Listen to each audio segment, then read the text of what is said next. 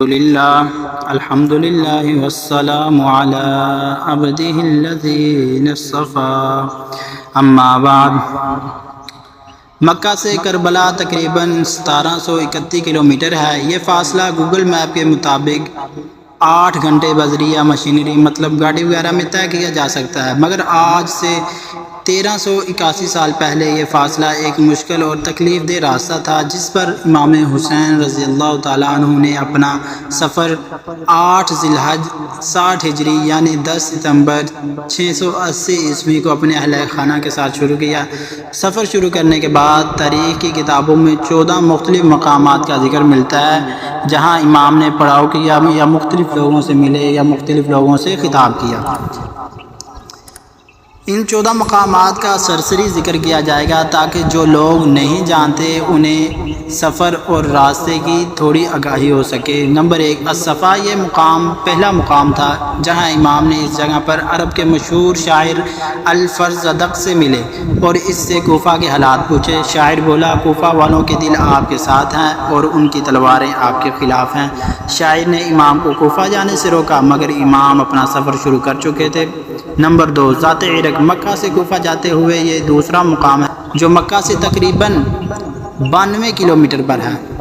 اس مقام پر امام اپنے کزن عبداللہ ابن جعفر سے ملے اور اس مقام پر عبداللہ ابن جعفر نے اپنے دونوں بیٹوں کو عون اور محمد کو امام کی خدمت میں پیش کیا اور ساتھ ہی امام کو کوفہ جانے سے روکا، جس پر امام نے جواب دیا، میری منزل اللہ کے ہاتھ میں ہے۔ نمبر 3 بطن الرماح، یہ مقام ذات عرق سے کچھ کلومیٹر آگے ہے۔ یہاں امام نے قیس ابن مشیر کے ہاتھ کوفہ والوں کو خط لکھا اور یہاں امام کی ملاقات عبداللہ بن مطیع سے ہوئی جو عراق سے آ رہا تھا۔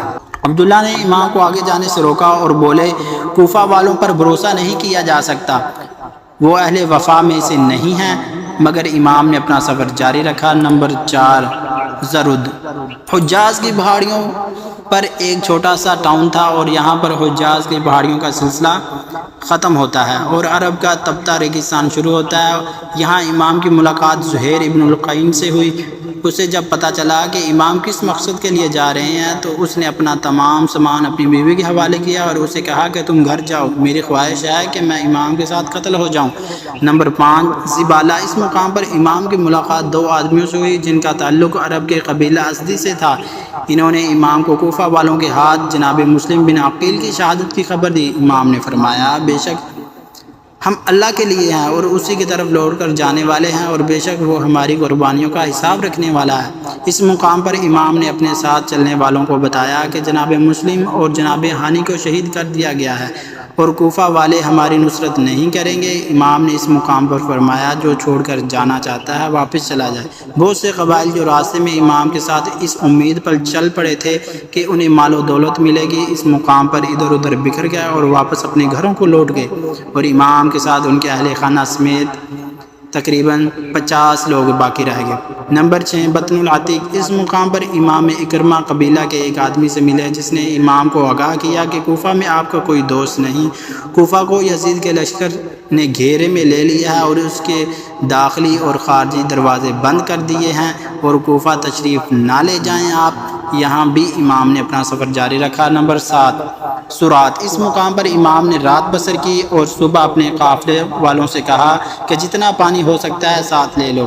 نمبر 8 شرف، اس مقام پر امام کے ساتھیوں میں سے ایک چلایا، اس نے ایک لشکر کو اپنی طرف آتے دیکھا۔ امام فوراً قافلے کا رخ موڑ کر قریب ایک پہاڑ کے پیچھے لے گئے۔ نمبر 9 ذو حسم، اس مقام پر امام کی ملاقات حر اور اس کے 1000 سپاہی تھے جو پیاسے تھے۔ امام نے سب کو پانی کا حکم دیا اور بساتے خود بھی سب کو پانی پلایا اور جانوروں کو بھی پانی پلایا۔ اس مقام پر ظہر کی نماز ادا کی اور سب نے مل کر امام کی امامت میں ظہر کی نماز ادا کی۔ اس مقام پر امام نے حر اور اس کی فوج سے خطاب کیا اور فرمایا، اہل کوفہ، تم لوگوں نے میرے پاس اپنے قافلے بھیجے، قاصد بھیجے، مجھے خطوط لکھے کہ تم لوگوں کے پاس کوئی امام نہیں اور میں کوفہ ہوں اور تم لوگوں کو اللہ کے راستے میں اکٹھا کروں، تم لوگ میری بیعت کر سکو۔ تم لوگوں نے لکھا کہ آپ اہل بیت ہیں اور ہمارے معاملاتوں کو ان لوگوں کی نسبت جو ناانصافی کرتے ہیں اور غلط ہے بہتر طریقے سے حل کر سکتے ہیں، مگر اگر تم لوگوں نے اپنا ارادہ بدل لیا اور منکر ہو گئے ہو اور اہل بیت کے حقوق نہیں جانتے اور اپنے وعدے سے پھر گئے ہو تو میں واپس چلا جاتا ہوں۔ حر کے لشکر نے امام کو واپس نہیں جانے دیا اور انہیں گھیر کر کوفہ کی بجائے کربلا کی طرف لے گئے۔ نمبر 10 بیضہ۔ امام اگلے دن بیضہ پہنچے اور اس مقام پر پھر حر کے لشکر سے خطاب کیا اور فرمایا، لوگو، رسول اللہ صلی اللہ علیہ وسلم نے فرمایا کہ جو شخص ایسے بادشاہ کو دیکھے جو ظالم ہو، اللہ کے حرام کردہ چیزوں کو حلال کہے، خدائی عہد و پیمان کو توڑے، سنت رسول کی مخالفت کرے اور اللہ کے بندوں پر گناہ اور زیادتی کے ساتھ حکومت کرتا ہو، تو وہ شخص اپنی زبان، اپنے فعل اور اپنے ہاتھ سے اس بادشاہ کو نہ بدلے تو اللہ کو حق پہنچتا ہے کہ ایسے شخص کو اس بادشاہ کی جگہ جہنم میں داخل کرے۔ امام نے اس مقام پر مزید فرمایا، لوگوں، تمہیں معلوم نہیں جن لوگوں نے شیطان کی اطاعت اختیار کی اور اللہ سے منہ پھیرا، ملک میں فساد برپا کیا، حدود شرع کو مطلع کیا اور مال و غنیمت کو اپنے لیے مختص کر دیا، ایسی صورت میں مجھ سے زیادہ کس پر فرض عائد ہوتا ہے کہ وہ اصلاح کی کوشش کرے۔ میرے پاس تمہارے قاصدائے خطوط بھیجے کہ تم نے بیعت کرنی ہے اور تم میری مددگار بنو گے اور مجھے تنہا نہ چھوڑو گے، بس اگر تم نے اپنا وعدہ پورا کرو گے تو تم سیدھے راستے پر ہو۔ امام نے یہاں لوگوں کو اپنے حسب و نسب کا حوالہ دیا اور فرمایا، اگر تم اپنے وعدے سے پھر جاؤ گے تو تعجب نہیں، تم اس سے پہلے میرے والد اور میرے چچا زاد بھائی مسلم کے ساتھ ایسا ہی کر چکے ہو، ان قریب اللہ تعالیٰ مجھے تمہاری مدد سے بے نیاز کر دے گا۔ امام کی تقریر سن کر حر نے امام سے کہا کہ اگر آپ نے جنگ کی تو آپ کو قتل کر دیا جائے گا۔ امام نے فرمایا، تم مجھے موت سے ڈراتے ہو، تمہاری شفقت اس حد تک پہنچ گئی کہ تم مجھے قتل کر دو گے۔ حر کے لشکر پر کوئی اثر نہ ہوا اور امام کو کربلا کی طرف گھیر کر لے جاتے ہیں۔ نمبر 11 عذیب الحجنات۔ اس مقام پر امام کی ملاقات ترماح بن عدی سے ہوئی، جس نے امام کو کوفہ والوں کے خطرناک ارادے سے آگاہ کیا، جسے امام پہلے ہی جانتے تھے، اور امام سے اپنے ساتھ کو چلنے کی درخواست کی تاکہ امام وہاں پناہ لے سکیں۔ امام نے فرمایا، اللہ تعالیٰ تمہیں اور تمہاری قوم کو جزائے خیر دے، ہم میں اور ان لوگوں میں عہد ہو چکا ہے، اب ہم اس عہد سے نہیں پھر سکتے۔ نمبر 12 قصر بن مقاتل۔ فیصلہ ہو چکا تھا کہ امام کو کوفہ نہیں جانے دیا جائے گا، چنانچہ حر کے لشکر نے کوفہ کا راستہ بدل کر امام کو گھیر کر کربلا کی طرف لے جانا شروع کیا، اور امام راستے میں قصر بن مقاتل رکے اور شام کے وقت میں امام نے فرمایا، بے شک ہم اللہ کے لیے ہیں اور اسی کی طرف لوٹ کر جانے والے ہیں۔ امام کے 18 سالہ بیٹا علی اکبر امام کے قریب آئے تو امام نے فرمایا کہ انہوں نے خواب میں کسی کو یہ کہتے سنا ہے کہ یہ لوگ انہیں قتل کرنے والے ہیں، جس پر جناب علی اکبر نے امام کو تسلی دی اور فرمایا، کیا ہم سیدھے راستے پر نہیں ہیں؟ نمبر 13 نینوا۔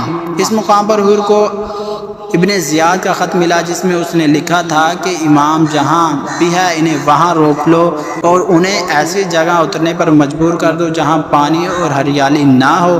حر نے امام کو ابن زیاد کے خط سے آگاہ کیا۔ آپ نے فرمایا، ہم اپنی مرضی سے نینوا میں خیمہ زن ہوں گے، جس پر حر نے کہا، ابن زیاد کے جاسوس ہر جگہ کی نگرانی کر رہے ہیں، لہٰذا میں آپ کو ایسے نہیں کرنے دے سکتا۔ پھر امام کا قافلہ ایک مقام پر پہنچا تو امام نے پوچھا، اس جگہ کا کیا نام ہے؟ کسی نے جواب دیا، کربلا۔ امام نے کہا، یہ کربلا کی جگہ ہے، یہ وہ جگہ ہے جہاں ہمیں قتل کر دیا جائے گا۔ نمبر 14 کربلا۔ امام کے حکم پر کربلا کے میدان میں خیمے گاڑ دیے گئے۔ دریائے فرات خیموں سے کچھ میل کے فاصلے پر تھا اور یہ واقعہ 2 محرم 61 ہجری کا دن تھا اور عیسوی کیلنڈر کے مطابق 3 اکتوبر 680 کی تاریخ تھی۔ اس میں کربلا کی جو تفصیل ہے اس کو پورا تو نہیں بیان کیا گیا، لیکن مکہ سے کربلا تک کا سفر، جو آنے والی پیچیدہ منزلیں تھیں، واقعات تھے، ان کو ذکر کرنا تھا تاکہ جو لوگ نہیں جانتے انہیں 1731 کلومیٹر کے امام کے اس سفر کی تھوڑی سی آگاہی مل سکے۔ وآخر الدعوانا الحمدللہ رب العالمین۔